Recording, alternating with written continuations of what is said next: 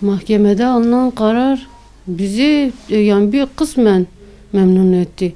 Ama gerçek suçlular hala dışarıda.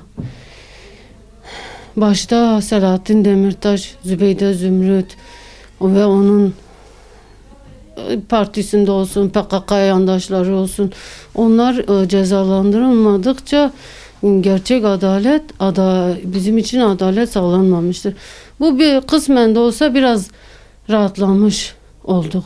Birazcık da olsa nefes aldık diyelim. Ama bu bizi tatmin etmedi, bizi memnun etmedi. Bizim isteğimiz o gün sokağa çağıran Selahattin Demirtaş, Zübeyde Zümrüt özellikle üstüne basa basa Diyarbakır'da, Güneydoğu'da 400 STK var. Onlara yakın saldırın, işte kendi tabanına çağrıda bulunması onu birebir suçlu gösteriyor ve onlar hakkında soruşturma açılmamış. Bir de o gün 4-5 gün boyunca biz polisi görmedik dışarıda. Polis yoktu. Emniyet müdürü nerede? Niye yoktular o gün? Niye çocuklarımıza yardıma gitmediler?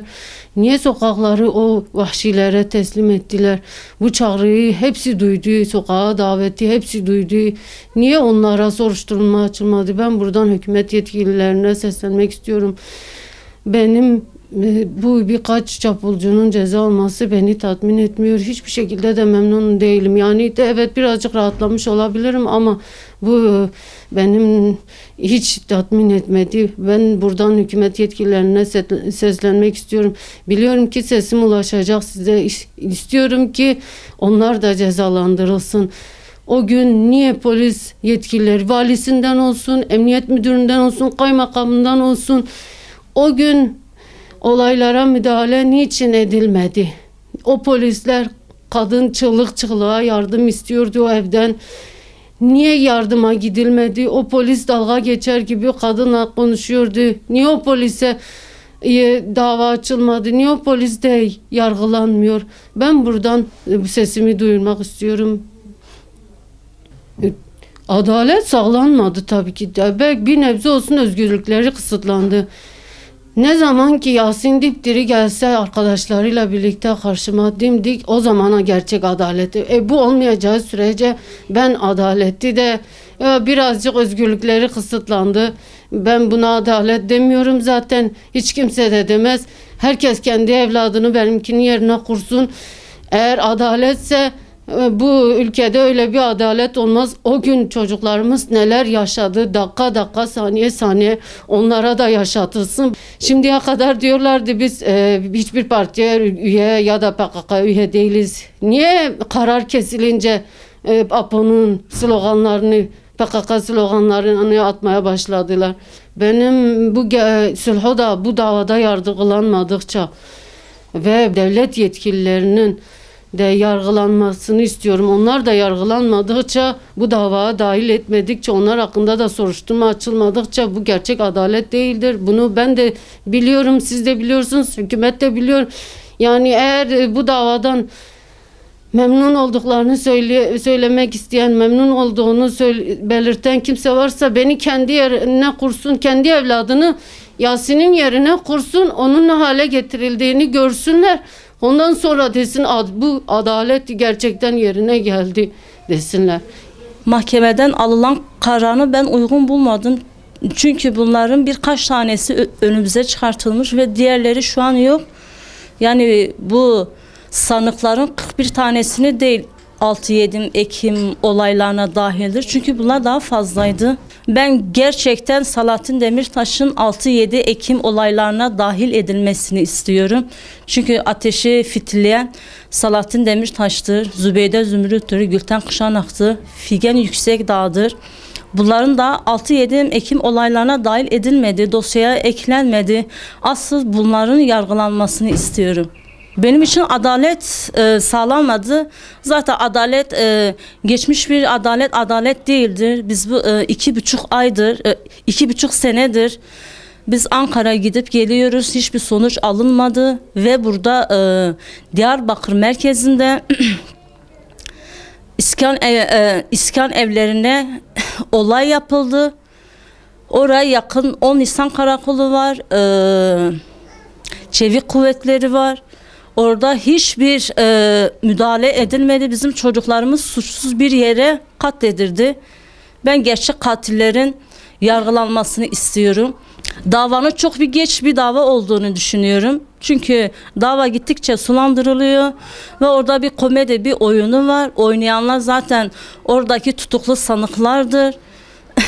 Ve orada 16 duruşmadan beri her gün bir yalan ifade ediliyor. Bizler değiliz, bizler yapmış değiliz. Kürdüz, Kürt olduğumuz için buradayız. Peki size Kürtsünüzse öldürülenler ki onlar da Kürtüler sonuçta. Onlar peki neydiler? Ve Diyarbakır'ı Kobani'ye çevirenler buradaki PKK'lilerdir ve IŞİD diye damgasını vurdular. Gerçek bir adalet olduğunu görmüyorum. Yani biz 2,5 yıldan beri boşu boşuna gidip geldik. Hiçbir sonuç alamadık. Ve ben özellikle ev sahibinin Hasan Okçu'nun, Hüseyin Okçu'nun, Yıldız Doğanay'ın derhal haklarında tutuklama kararını istiyorum. Ben Yıldız Doğanay'ın bir anne olduğunu düşünmüyorum. Çünkü bir anne asla kendi çocuğunu katil yapamaz. Bir annenin evladının bir parmağı bir taşa değince eyvah oğlum der, bir şeyin oldu mu? İçi yanar, yüreği sızlar. Bunların hakkında hemen tutuklama kararını çıkmasını istiyorum. Hasan 6-7 Ekim'e şehit kirin. Artık mahkeme wan rakirin birin Ankara'ya. Gotin ki eme bibin Ankara'ya eme bir adalet bibin. Tu adalet me nedi. Mesela adalet awan jî hev vana tenê bû. Vana tenê nebû 3-4 sal berbînê to bûn. Wan kuştin, wan perçe kirin, wan ji bînê havêtin, wan şerjê kirin. Heta Hasan şerjê kiribûn, diranê Hasan berkî li wê kuçê bû jî di xûnê de gevizandin. Ad da jî dewlet gurintî destê dewletê de heye, xeste jî destê dewletê de heye. Wexta em min bi xwe qinara wan sêr kiriye, xûna wan li xaliya ketin, wan xaliya top kirin birin havêtin çopa. Heta tawan gid xûnê mabû, heya dîwar gid mabû, pace mabû. Kêra ev saibî heta li ser dezgeh bû. Pekî çawa vî ev saibî soysmî wî nizanim Hesen. Çawa wî berdan? Wî berat kirin. Bavê wî Hüseyin çawa berat kirin? Heta keser wî bi xwe got keser desta de bû li van şehîda dixist. Got bavê jin wan ji bînê. Ad da jî ev Yıldız Doğan. Çawa Yıldız negirtin, Yıldız girt gedê xwe bi pacê berda ilk silîhê bera Hesen da. Ez ceza dixwazim ji vana jî. O ez zatî aynı çawa van ceza dan ki emir bûyî gere bidin Silhedîn Demirtaş. Aynısî ew jî. Gotin ji qovaniya hatine, ji qovaniya hanî bera serserê wan dan, ji çiyayê şengolê hanî, niza ji her memleketî top kirin hanî hatin ew ro wehşetkî werdanîn. Wê wehşetê me hiçbir zaman nedîbû. Em adalet dixwazin, emir bûyî gere van her siya jî bixwin. Kapiyê layê min 3 sal girtiye. Di bînê de ye ez dat kevim qata siyayî dat kevim xwarê deriyê layê min girtiye, ez ji derim xwarê deriyê layê min girtiye li qaşê çavê min e. Ew şewat li ser dilê min e. Hiçbir zaman ez ji bêr nakim. 2 sal û nîve em digirîn, bira hêkî jî dewbavê wan jî bigirîn, bira zanibin ki cîger çawa ye. Dîsa kêfa me hata digirt hema wana tenê ninin. İş bi wan tenê na wan bi xwe li xwe aşkera kir got 350 hewîsan heye. 350 hewl ser 20 hewl mal 14 hewl mal.